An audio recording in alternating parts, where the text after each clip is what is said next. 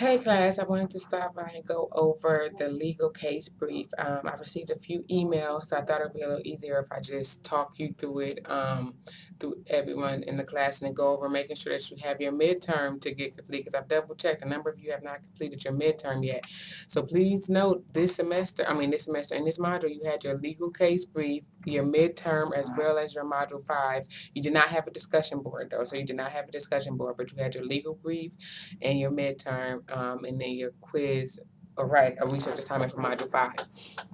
So your legal case brief, which is due tomorrow, when you click inside of the legal case brief, your actual fact pattern is inside the first folder there.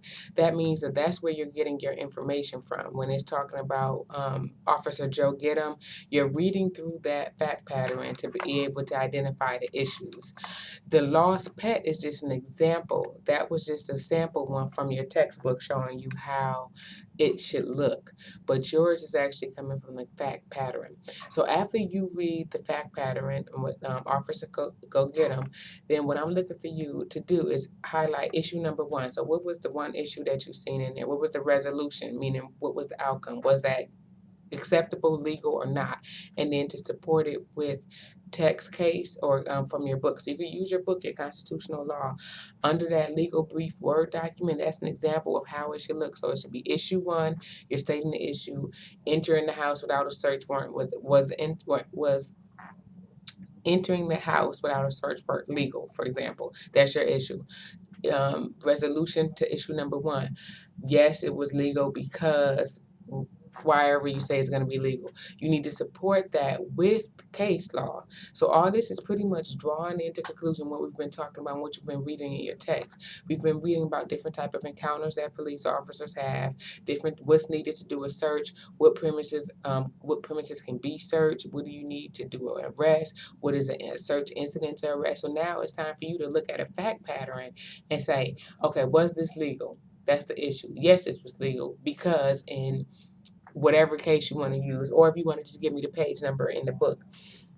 And so under that example of the legal brief, that's where you see constitutional law, and then you see the page number. So what you're doing is for each issue, you have a resolution, and then you have for each issue, you have the resolution and then authority. Authority means where did you get that from to say yes or no. So this is not an opinionated assignment. Your legal case brief is you looking at that fact pattern, highlighting the issues that are there, what you should at least be able to pull out at least three issues in that fact pattern.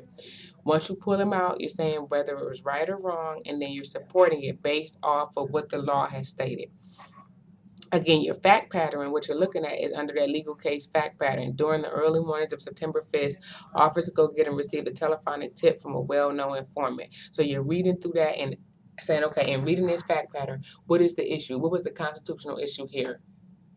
Was this right or wrong? Yes or no? This was right or wrong because authority, meaning this is the reason why we say this was right or wrong.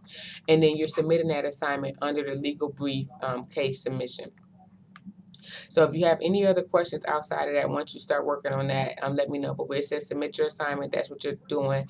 The sample guide is how you should format your case. So I should see it exactly the same, except for yours is dealing with that one. So issue number 1, resolution of issue number 1, resolution of issue number 1, authority. Bam. Issue number 2, resolution of issue number 2, resolution of issue number 2, authority. Authority meaning where you are justifying or getting your answer from. What case precedent has gone forth to say that that can be done. And your midterm, go ahead, make sure you do your midterm. And remember, your midterm or your final will be counted twice, whichever one you do better on. So if you don't do that well on your midterm, don't worry. Maybe you do better on your final. I will count those twice for whichever one. Moving on, looking at Module 5, which is due tomorrow. We're looking at the 4th Amendment, looking at self-incrimination, what actually that entails. Again, you don't have a discussion board for this because you had your reading assignment, your midterm. So I removed the discussion board. So you don't have a discussion board for Module 5. Once we get in that, we're actually going to be approaching the final semester soon, so make sure you're staying on top of things. Some of you who have done the reading assignments, research assignments, I'm still a little behind on grading those because I have to go through and grade everyone's, but I will be caught up on grading those research assignments. If you have any other questions about your legal case brief, send me an email or call me if this did not clarify. But again, under assignments, when you click on your legal case brief guidance, click inside that folder. Your fact pattern is the first one, legal case brief fact pattern. So that's where you're getting that example from. That's where you're looking at to say what's wrong. And then you have an example there as well as a brief. So I will talk to you guys soon. Feel free to shoot me an email, give me a call if you have any additional questions.